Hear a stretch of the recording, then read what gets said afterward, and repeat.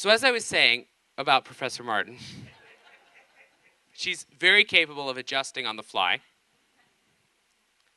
But Professor Martin also knows the beauty of the intellectual life, that thinking through what one loves is itself part of the gift. This is not to mention that Professor Martin is also a really remarkable human being, a committed mother to 3 children who started finishing her dissertation as she was giving birth to her 3rd in the hospital. She's a patient spouse of her husband Jay, who is himself earning a PhD and likes very esoteric things. But Jenny is able to have conversations with Jay, which is itself a gift. Professor Martin has recently been named, which we're very happy about, as the Assistant Professor of Theology and the Program of Liberal Studies, a great books program at Notre Dame. She filled this role as a visiting teacher for over a year. Her dissertation, transformed into a publication with Notre Dame Press, which will be released next year, is entitled Hans von Balthasar and the Critical Appropriation of Russian Religious Thought. Professor Martin's interests include theological aesthetics, religion and literature, mysticism, and a study of tradition, in addition to an array of other things. So tonight, for our discussion of beauty is healing, I can think of no better person in the world, and I say that with honesty, to have than Professor Martin.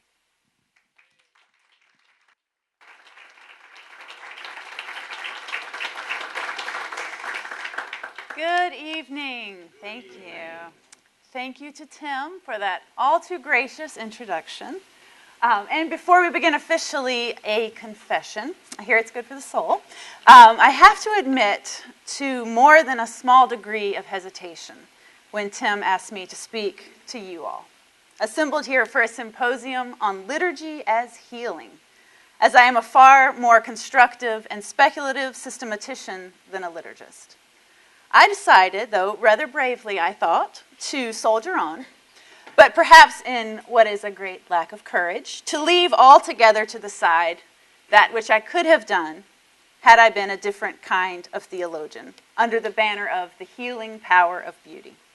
For instance, a consideration of the material beauty of the liturgy itself, reflections on the aesthetic dimensions of pastoral practice, statuary, icons, preaching, catechesis, the rhythm of feasts and fasts, liturgical music, the rich symbolism of colors and vestments, or, more apropos to this conference theme, the proper sacraments of healing, reconciliation, and the anointing of the sick, as several of the other far more qualified presenters have already treated and will soon treat.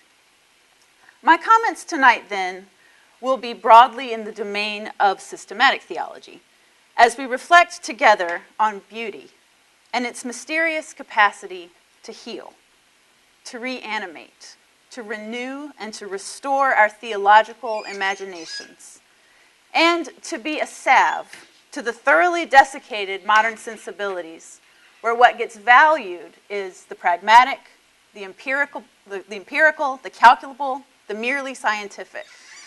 Here, art, and not coincidentally religion too, have been quarantined to the private and subjective sphere, where adherence or non-adherence, seeing or refusing to see, becomes simply a matter of personal preference or taste. We are a people who have, by and large, forgotten how to see. People who can no longer read the language of beauty. This contraction of the theological imagination is no small or indifferent matter. To have forgotten how to see is to foreclose an infinite horizon of possibilities, to fail to be attuned to the capacity for in-breaking mystery in the church and in the world, to constrict our true selves, and in short, to be in need of healing. Ours is not an age in which beauty and the notion of the form have much currency. Ours indeed may well be an age which Swiss Catholic theologian Hans von Balthasar has described as one in which man feels himself to be so humiliated through the disfigurement and the denial of form in which man feels himself to have been so disfigured along with the forms that he daily experiences the temptation to despair of the dignity of existence and to break off all association with a world which disowns and destroys its own nature as image. The challenge can appear nearly inhuman that we should find our way from this echoless void to the image which the primal maker of images has created for us. Thus, this is a paper about vision and blindness, about seeing and the failure to see, about wholes and fragments, sickness and healing, light and darkness, about nativity and the rebirth to eternal youth, about a mode of beauty that does not and cannot exclude ugliness, the nocturnal, suffering, even death, but rather fundamentally transfigures it. It is about forms of art, but also, and far more importantly, about forms of life and the vivifying, even healing shapes these can and ought take for Christian believers. Using the fragment of T.S. Eliot's poetic play, Choruses from the Rock, printed at the top right hand of the handout, as a way of keeping time and organizing my comments, I will move rather expediently through 5 points, which invite consideration of glimpses of the healing capacities of the beautiful, in a kind of constructed triptych of short fiction, sacred art, and modern poetry. And as a condition of the possibility for all the rest, a very robust Christology. Here, Hans Urs von Balthasar, known both for his incredible cultural virtuosity, as well as what is perhaps the canonical version of contemporary theological aesthetics, is my guide both formally and materially. For him, it is Christ, who as the full expression of the infinite infinitude is, quote, God's greatest work of art, and who functions absolutely generatively for all other beautiful things. Indeed, this paper might be considered aspirational to and microcosm of Balthasar's own method, which welcomes a pastiche of aesthetic forms as genuine sources for the theological conversation, fragments that share mysteriously in the beauty of God. I will begin with Raymond Carver's short fiction, Cathedral, a story of a thoroughly irreligious man who has a fragile and rather unlikely moment of religious transcendence when a blind man comes to visit, and they stay up too late smoking and watching television. We will then make an examination of Matthias Grunewald's magisterial Eisenheim altarpiece as a tangible illustration of the collision of healing and beauty, and conclude by turning more decisively to the sublimely poetic language of T.S. Eliot's Choruses from the Rock. Again, the base that undergirds this triptych is a Christologically governed theological aesthetics borrowed from Balthasar. I argue alongside him that much is at stake, both theologically and spiritually, in the recovery of beauty, as we reflect upon what it might mean to infer from these forms of art something about the forms of life to which Christians ought accord themselves. So part 1, our little light that is dappled with shadow, blindness and healing vision in Raymond Carver's Cathedral. Has anyone read this story before? Is it familiar? Okay, good. So, in his really unapologetically irreverent and occasionally crass short story, Cathedral, which many of you may have read, but now I see have not, Raymond Carver relates what at the plot level is really a very simple story. It's not difficult to tell it in fairly short order. Immediately after the death of his wife, a blind man named Robert comes to visit an old friend, an unnamed woman, who had once spent a summer employed to read aloud to him. Over the years, Robert and the woman had kept in touch by the exchange of lengthy cassette tapes sent through the mail. The story, however, is told from the really straight-shooting perspective of the woman's aggressively obstinate husband, who is altogether displeased by the blind man's coming. When Robert arrives, it is incredibly awkward. Just a few inelegant stabs at conversation that amplifies and draws attention painfully both to the visitor's disability and to the husband's inability to see anything else about him. They smoke, they eat dinner, they drink, they talk. Then when all of these very pained pleasantries become exhausted, the husband turns on the television. Here perhaps the height of rudeness when entertaining a guest who is unable to see. It gets late, and Robert and the husband are left attending the TV. And all that's on the television is a program on medieval cathedrals. But in a rare moment of thoughtfulness, it dawns upon the husband that this blind man has never been able to see or to experience what a cathedral actually is. So he says to the blind man, "Something has occurred to me. Do you have any idea what a cathedral is? What they look like, that is? Do you follow me? If somebody says cathedral to you, do you have any notion what it is they're talking about? Do you know the difference between that and a Baptist church, say?" Now, the husband's capacity for spiritual vision has been so truncated, his forms of expression so limited, that to witness his epically unsuccessful attempts to describe what is being pictured on the screen to Robert is absolutely cringeworthy for the reader to witness. Carver continues, "You'll have to forgive me," I said, "but I can't tell you what a cathedral looks like. It just isn't in me to do it. I can't do any more than I've done." The blind man sat very still, his head down, as he listened to me. I said, "The truth is, cathedrals don't mean anything special to me. Nothing. Cathedrals. They're something to look at on late-night TV. That's all they are."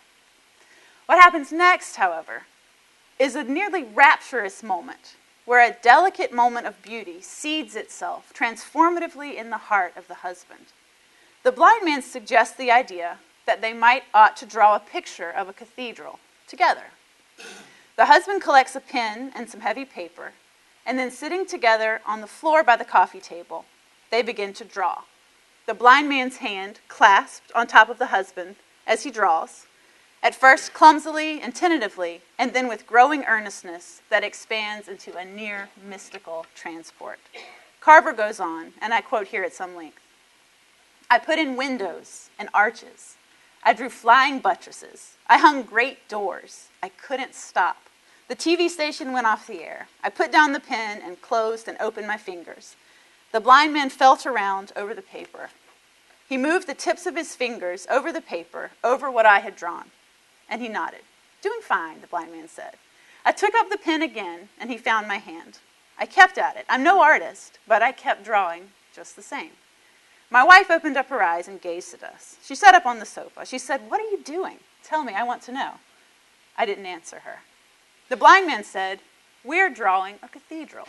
Me and him are working on it. Press hard,' he said to me. 'That's right, that's good,' he said. 'Sure, you got it, bub, I can tell. You didn't think you could, but you can, can't you? You're cooking with gas now. You know what I'm saying? We're going to really have something here in a minute. How's the old arm?' he said. 'Put some people in there now. What's a cathedral without people?' My wife said, 'What's going on? Robert, what are you doing? What's going on?' 'It's all right,' he said to her. 'Close your eyes now,' the blind man said. I did. I closed my eyes just like he said. 'Are they closed?' he said. 'Don't fudge.' 'They're closed,' I said. 'Keep them that way.' He said, 'Don't stop now. Draw.' So we kept on with it. His fingers rode my fingers as my hand went over the paper. It was like nothing else in my life up to now. Then he said, 'I think that's it. I think you've got it.' He said, 'Take a look. What do you think?' But I had my eyes closed. I thought I'd keep them that way for a little longer. I thought it was something I had to do. 'Well,' he said, 'are you looking?' My eyes were still closed. I was in my house. I knew that. But I didn't feel like I was inside anything. 'It's really something,' I said. And that's where the story ends. So in quite a real sense, the husband's spiritual vision is restored. It's healed, as it were. And he sees rightly without ever even opening his eyes. In this near mystical experience of connection, as the blind man and the sighted man move their fingers over the bas relief of a pen drawing of a cathedral on the back of a brown paper grocery bag. The symbol of hope and rebirth in this drawn cathedral, something that blind and sighted have built together in a kind of a tenuous community, attends an absolute sea change from the skeptical, callous, sarcastic character we first meet in the opening lines of the story. The shock of this simple encounter actually does something, actually affects a change in the spiritual health of the man. Of course, it is the blind man who is, in the first instance, the agent of vision, the character who can, in a sense, see beyond what the other characters can see. Continuing a long and venerable literary trope, from the luminously clairvoyant but physically blind Tiresias in Greek mythology, the blind beggar attending Emma's death in Flaubert's Madame Bovary, even the way that blindness functions symbolically in movies, like Oh Brother, Where Art Thou, for instance. These examples pose the question of what it might really mean to see. What, or more fitting here, who is the beautiful? And how does our attention to the beautiful heal our human desire? Part 2, moving to rehabilitating beauty in Hans Urs von Balthasar's theological aesthetics. Early on in T.S. Eliot's Choruses from the Rock, which narrates the rebuilding of a church, the speaker laments, "Where is the life we have lost in living? Where is the wisdom we have lost in knowledge? Where is the knowledge we have lost in information?" This is a lament that rhymes decisively with Balthasar's own, who seeks to recover possibilities for genuine vision in the modern world.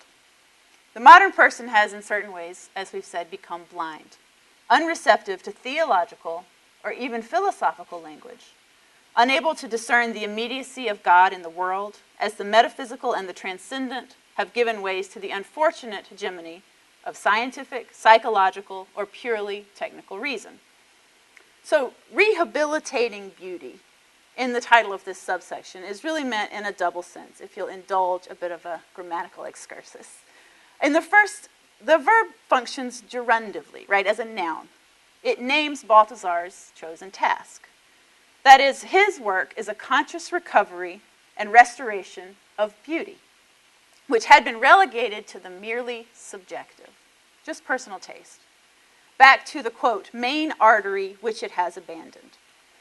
Balthasar begins his whole trilogy with the very bold statement, "Beauty is the word that shall be our first." He laments in this volume and other essays an evacuation of beauty from the Western sensibility. So, in a sense, the story that Balthasar is telling is a lament. It's a sad story that laments the loss of beauty as an objective entity, a transcendental that's unified with goodness and with truth. Something's gotten lost. It needs rehabilitation. The second meaning of the subtitle, rehabilitating beauty, is participial, right, acting as an adjective.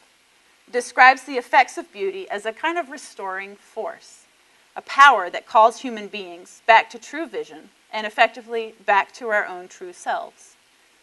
For Balthasar, again, the stakes are high. For to disengage from beauty denatures the good and the true. He writes, "Our situation today shows that beauty demands for itself at least as much courage and decision as do truth and goodness, and she will not allow herself to be separated and banned from her two sisters without taking them along with her in an act of mysterious vengeance. We can be sure that whoever sneers at her name as if she were the ornament of a bourgeois past, whether he admits it or not, can no longer pray and soon will no longer be able to love." Bold claims. But for Balthasar, the loss of beauty from the modern sensibility is a really serious business, insofar as the good and the true lose their self-evidence and can no longer compel us with their inner self-necessity.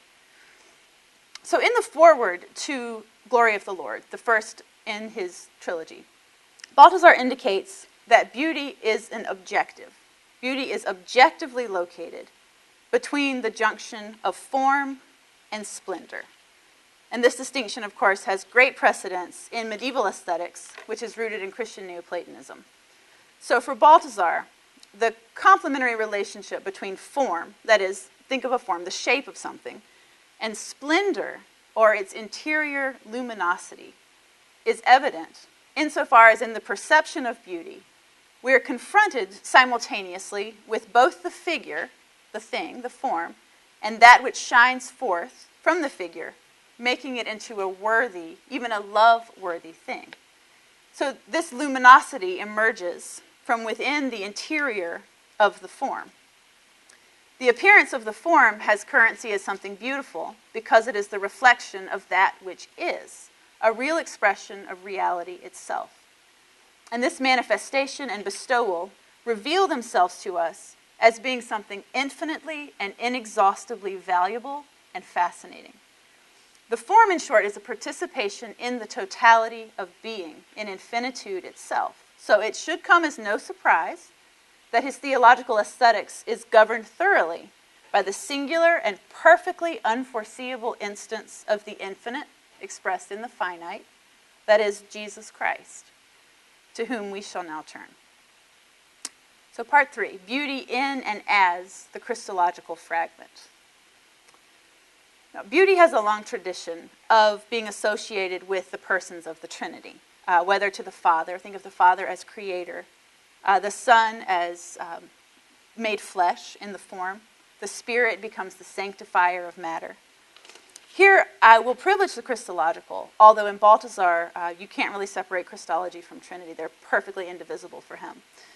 It may also be a temptation to think that for a theologian such as Balthasar, who intends to reclaim the concept of beauty for theological discourse, he might tend methodologically toward the abstract, just getting mired in abstractions. But for Balthasar, it is Christ who is the absolutely singular and perfectly concrete instance of the infinite expressed in the finite in a real, genuine flesh-taking, right? Who is the absolute form, or the main form of beauty.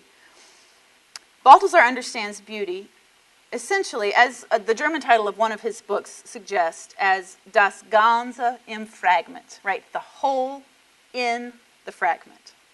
So the event of beauty occurs when the whole offers itself in the fragment, and when the self-giving transcends the infinite distance. Now, this shattering into fragments and this infinite kind of multiplicity of the flesh, of the finite, this openness to the other, is divinely ordained. As Christ the Word, in an essentially kenotic mode that repeats the self-gift of the Trinitarian persons, takes up the flesh body of Jesus, the Word body of the Scriptures, the sacramental body of the Eucharistic fragments. So for Balthasar, the whole in the fragment, because the whole as the fragment. The whole is not apart from the fragment, nor is the fragment isolated from the whole, but wholeness and plenitude imbues and illumines the fragmentary and the finite in a way that can't be calculated or reasoned, mastered, measured, or predicted. Balthasar intimates that the fragments are imbued and enlivened with the creative power of God. Thus, finite forms, nature, language, poetry, philosophy, of course the sacraments, these are all capacitated to participate in some measure in this mystery, where the supernatural acts as a kind of a leavening agent all throughout the natural, and it becomes impossible to demarcate these supernatural and the natural into sort of hermetically sealed spheres. So because of the mysteries of creation and incarnation that really invigorate the forms of the physical world with divine presence, we encounter the deep mystery of God nowhere else but in the context of the world that it informs, in this world. It's through these concrete, visible fragments of beauty that the, quote, lightning bolt of eternal beauty can flash. This encounter, analogous perhaps to being confronted with an especially masterful painting, is characterized by a simultaneous moment of beholding and being enraptured, both of these moments as the condition of the possibility for the other.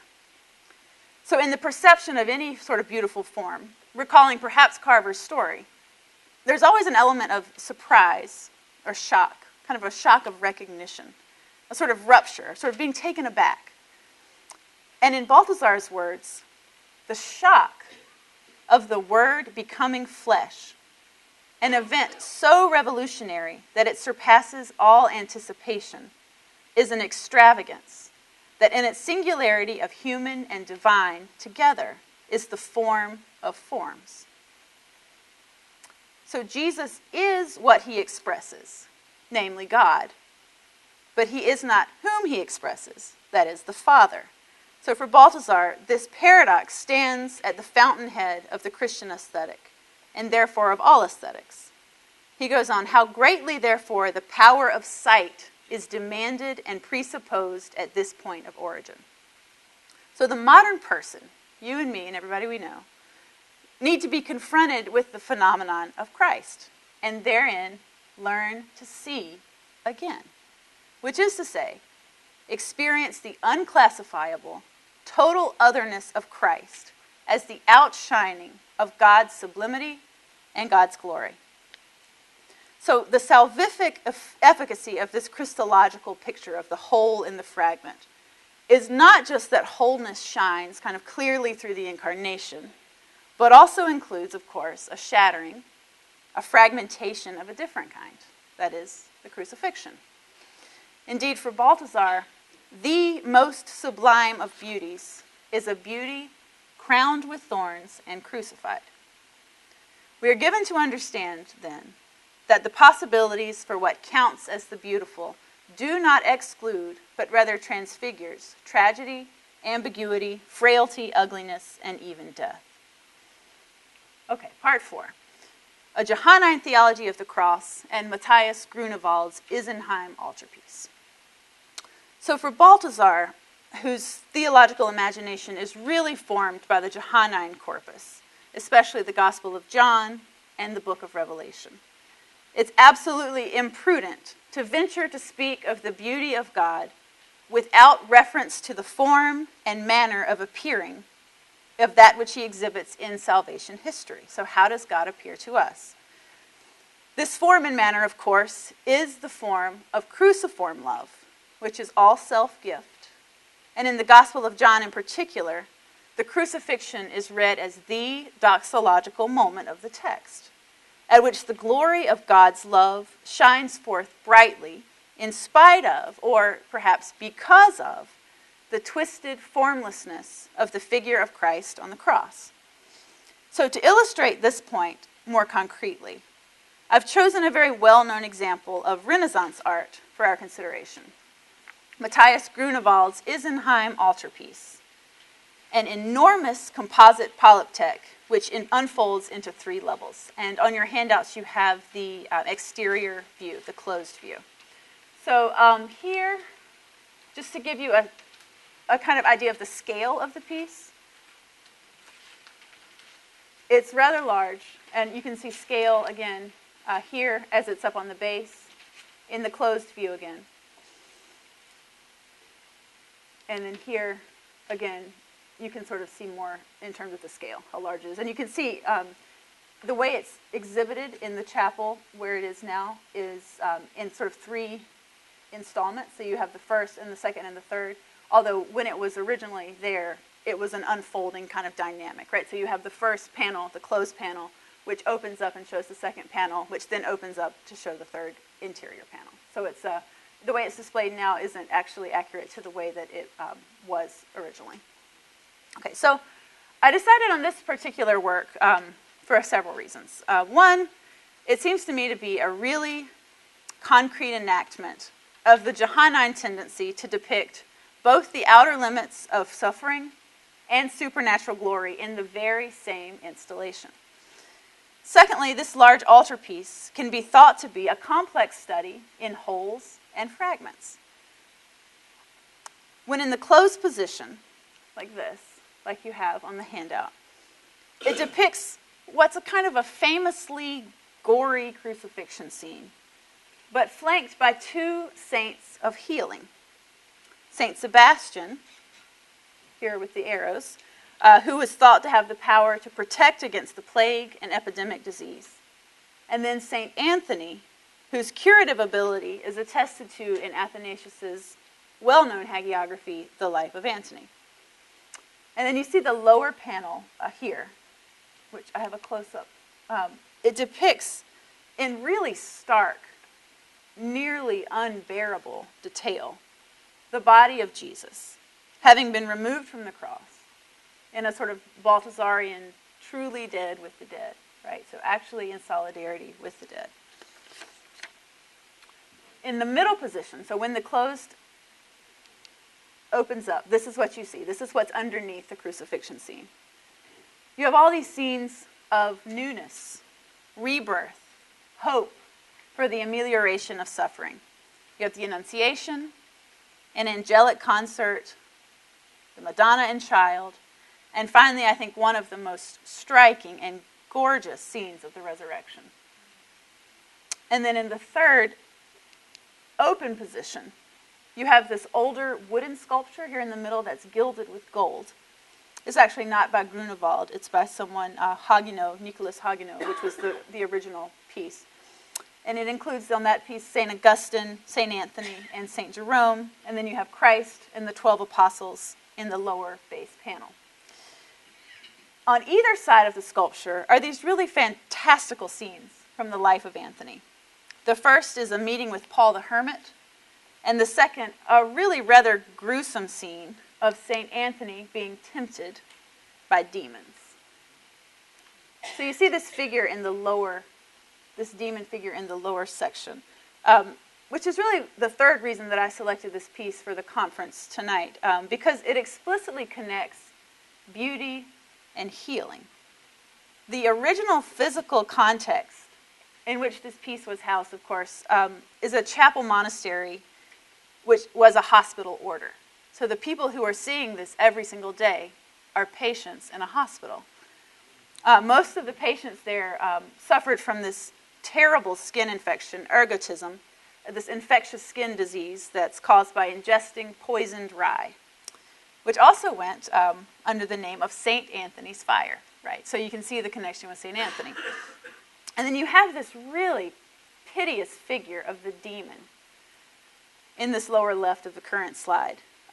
And so even on the body of this demon, you probably have a pretty good depiction of the ravages of this disease on the human form. So you've got the skin discoloration, the boils, the distended stomach. Even if you look, it's hard to see, but the left arm has been amputated, which was another issue. When this infection got too bad, they had to amputate. So the amputated left arm. And then obviously, this demon is in really great and isolating pain, right? And then poignantly, if you can't quite see it here, but there's a scrap of paper at the bottom right-hand corner on the lower left of the painting. And it's inscribed with a Latin inscription. And this is borrowed from Athanasius. And it basically is a lament. It says, "Where were you, good Jesus? Where were you? Why were you not there to heal my wounds?"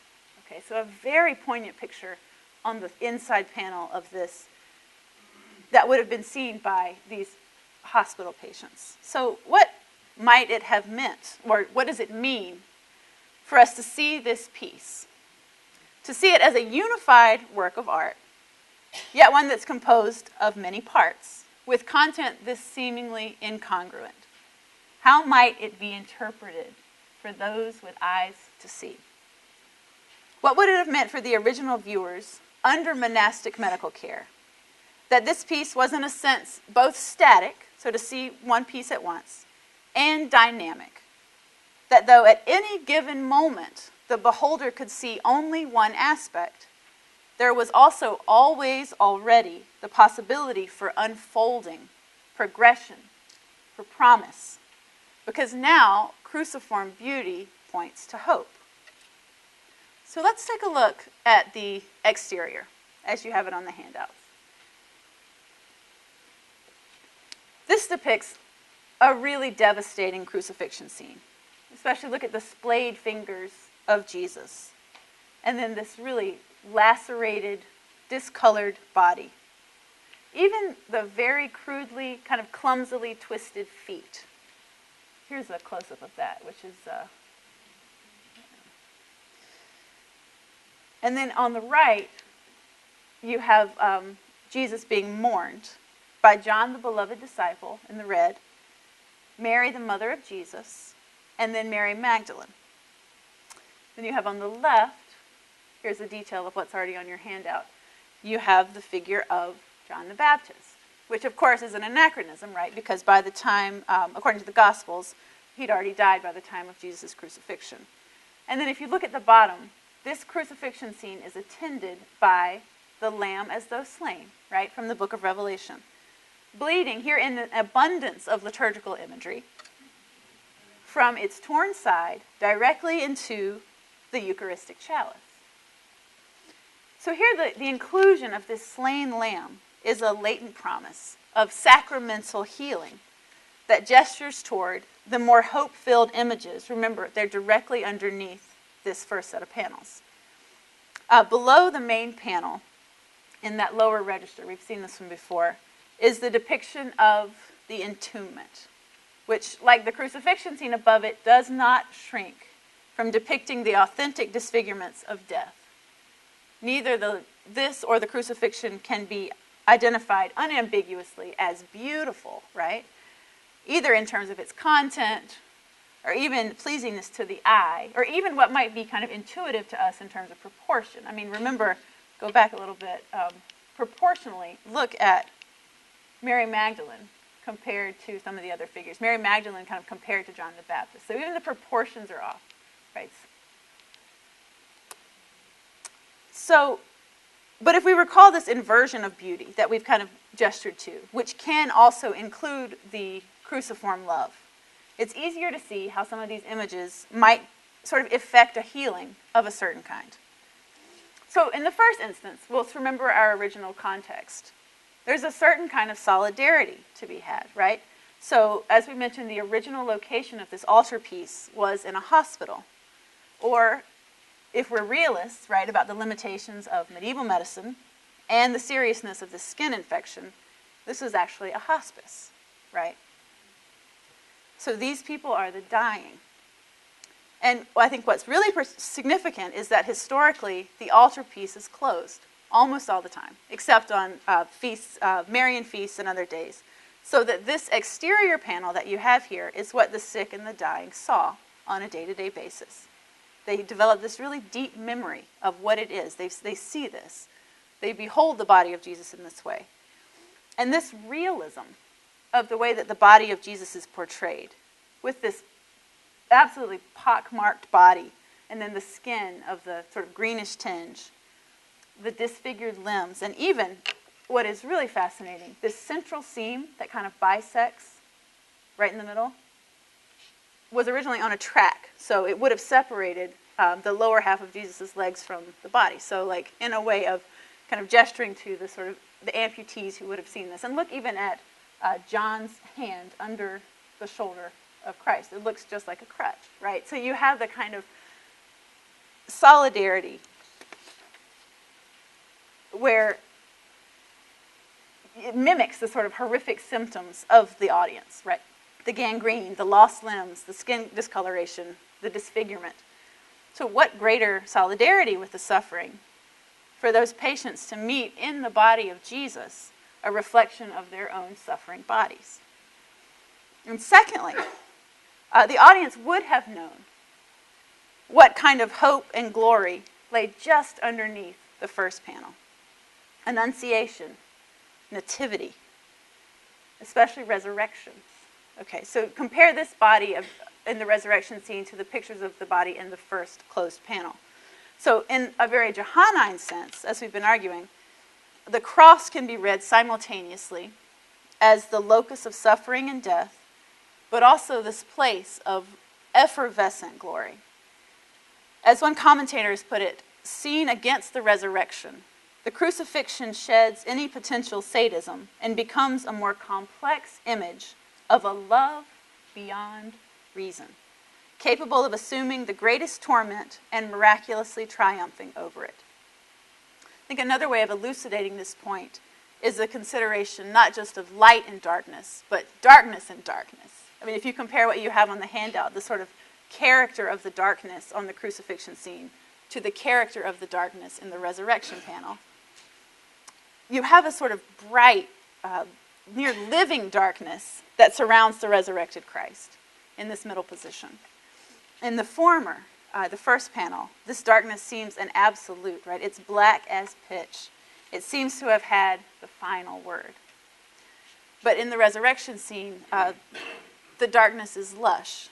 It's sort of shot through with stars. It's floodlit by this large, brilliant halo behind the figure of the transfigured Christ, but whose body still bears the marks of crucifixion on his hands and feet.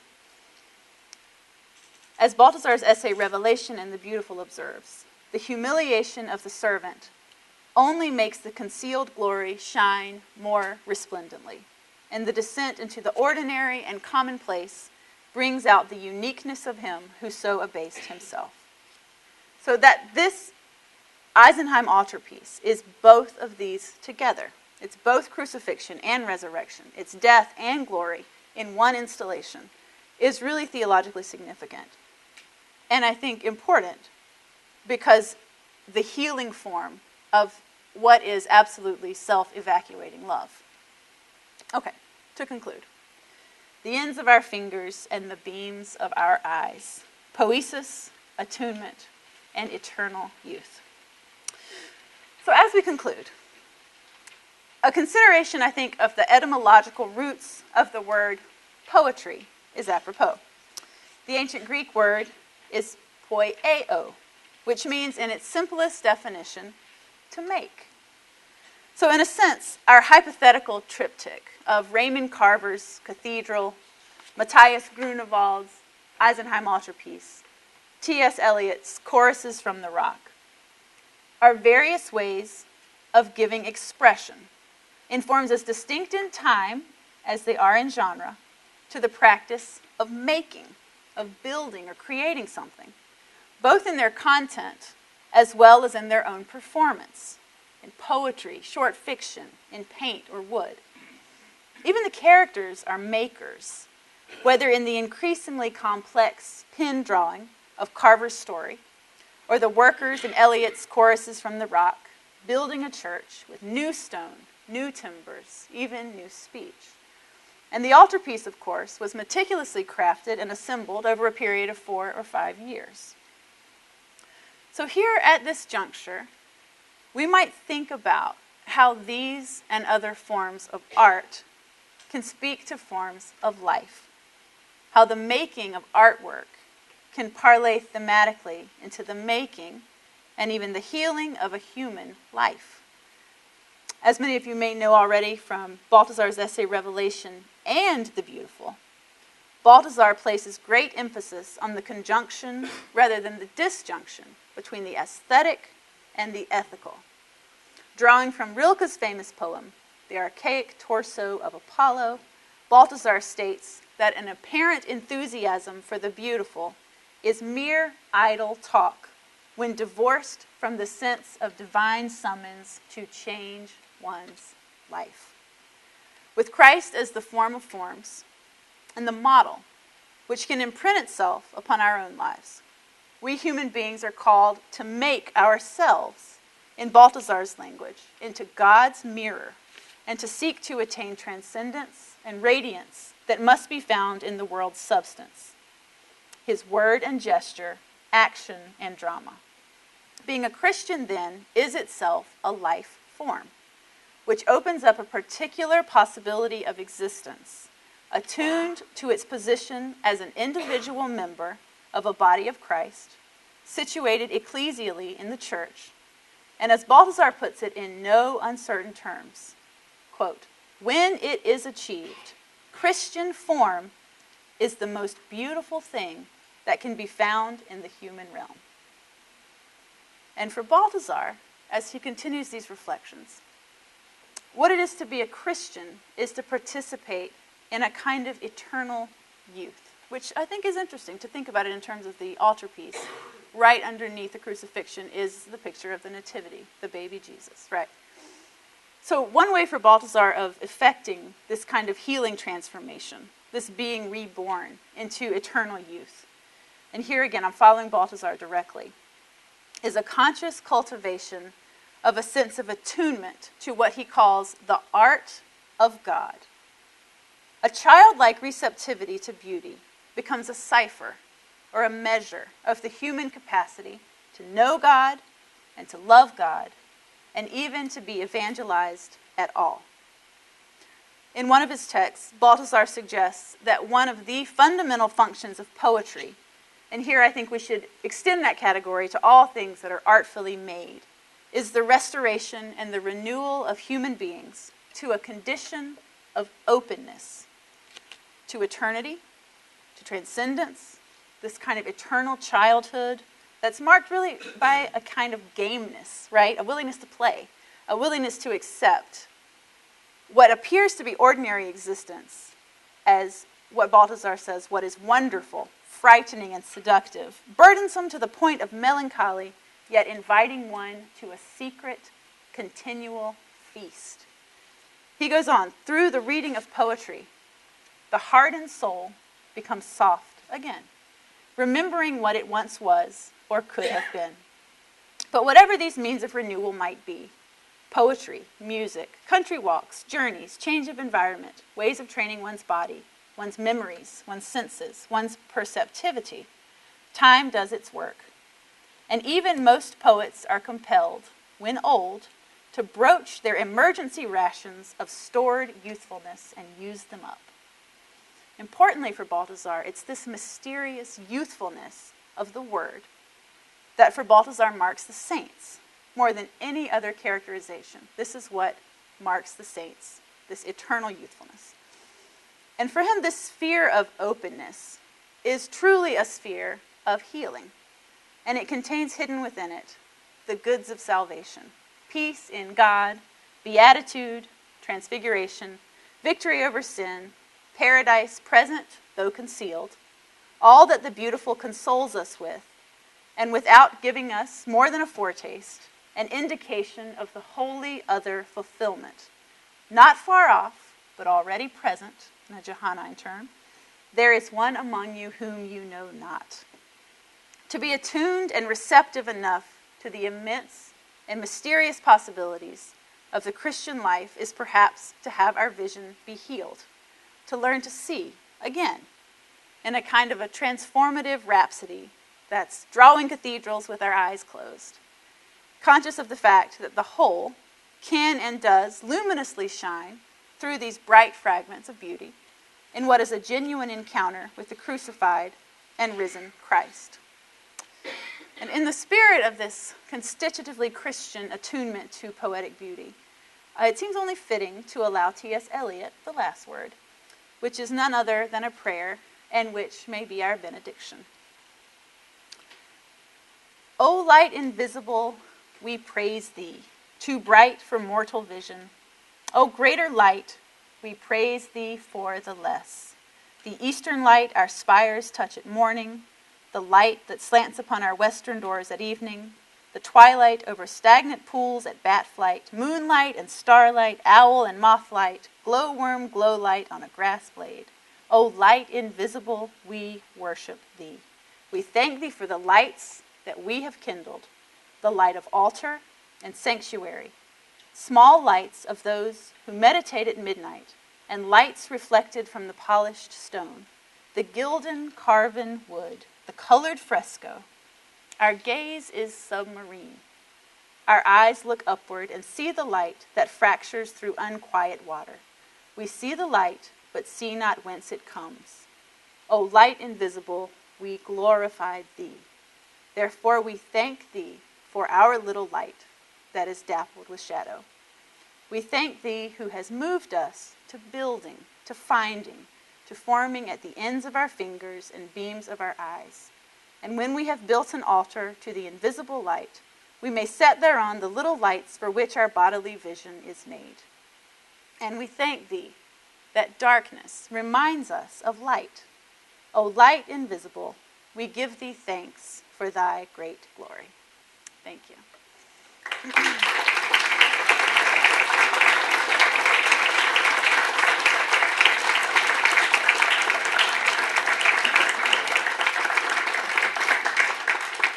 Jenny's willing, we have some time for questions or thoughts.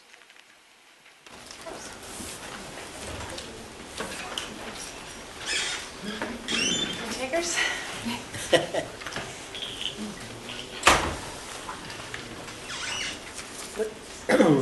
Which of the books in your suggested selections would be a good one to start with? Let's see. I don't actually have that list in front of me, but let me borrow yours. Yeah. I thought the last one on the first page. Yeah, that's actually quite a good one. What Patrick Sherry does in that book is he has different chapters that go through and talk about how pneumatology, or the study of the Holy Spirit, is really connected with beauty. And he sees this in some early church fathers as well as some later developments, both Orthodox and Catholic. It's a really nice introduction, very accessible. Also, Anna Stell, who's a professor here at Notre Dame, has written a gorgeous book on beauty and the Eucharist, which is also very accessible. That's the first one that's listed, where she talks about all the sort of beautiful forms of the Eucharist. And then there's a number of different links on the back, which would be from like the Vatican, which I think are helpful. Pope John Paul II's letter to artists is very, it's short, it's accessible, but it kind of distills what Balthasar is doing, I think, very well as Benedict XVI meeting with artists that took place in the Sistine Chapel. So. Great, thanks.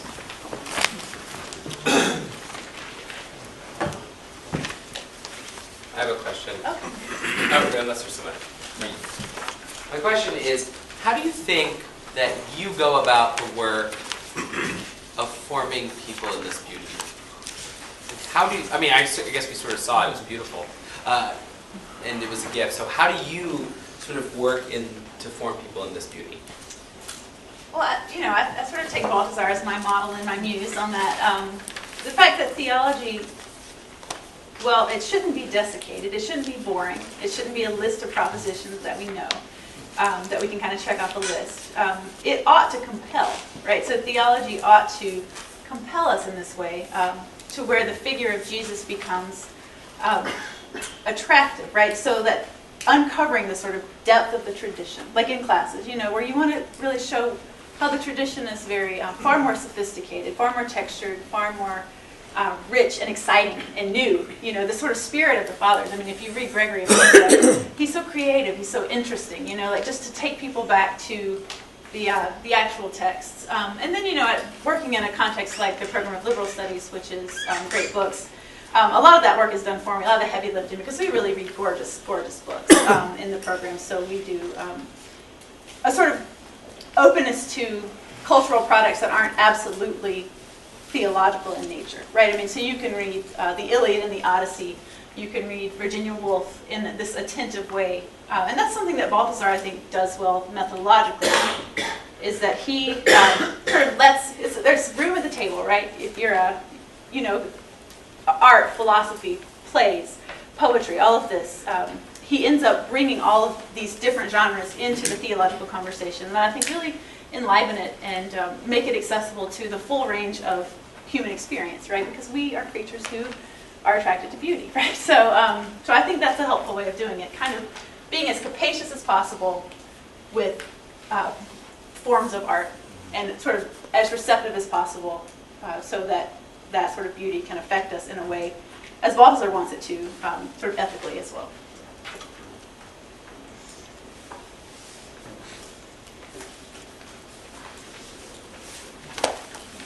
Oh, absolutely. Hi.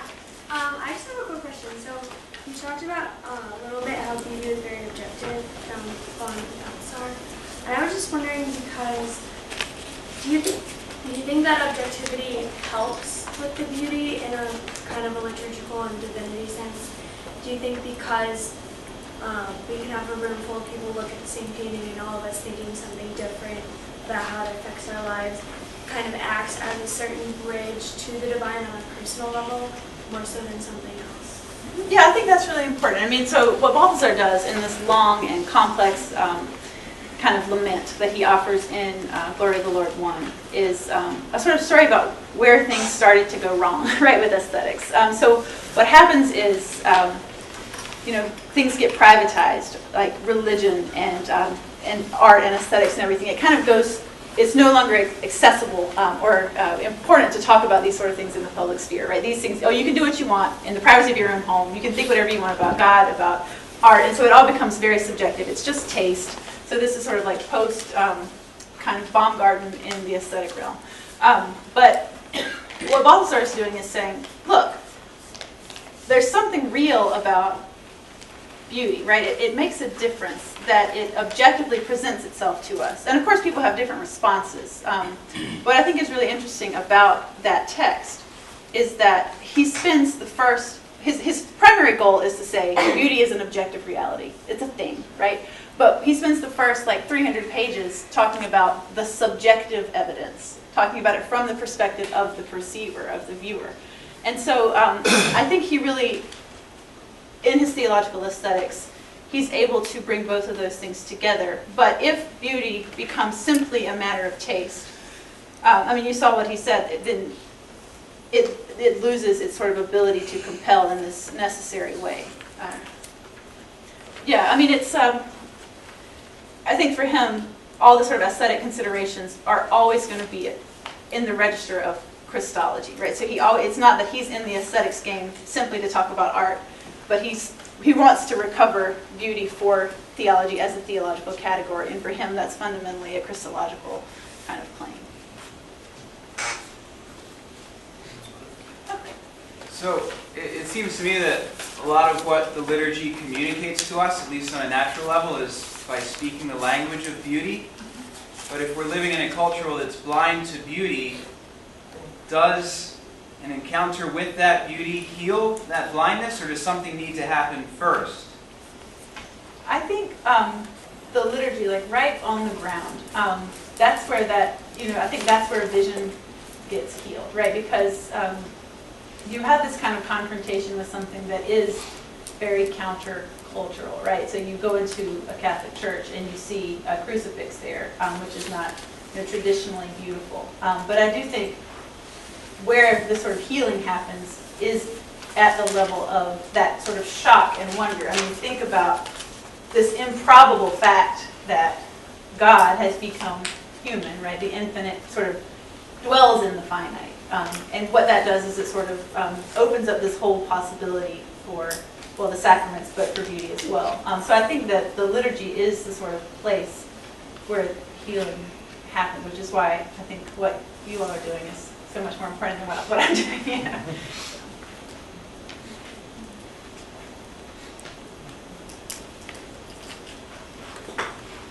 Well, let's formally thank Professor Martin for being